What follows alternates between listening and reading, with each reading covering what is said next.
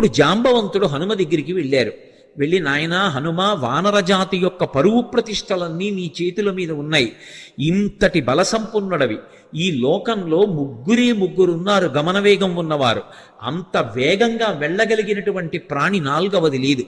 మొట్టమొదటి వాడు వాయుదేవుడు నీ తండ్రి, రెండవ వాడు గరుత్మంతుడు, మూడవ వాడు నువ్వు.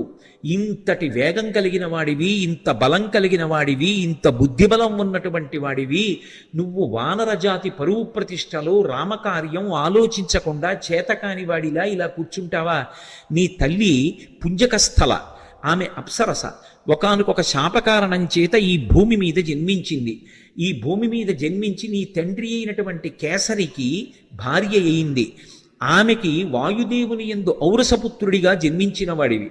పుట్టగానే అపారమైనటువంటి వేగంతో సూర్యమండలం వైపు ప్రయాణం చేసి ఉదయిస్తున్న సూర్యబింబం తినే ఫలమనుకుని వెళ్ళావు.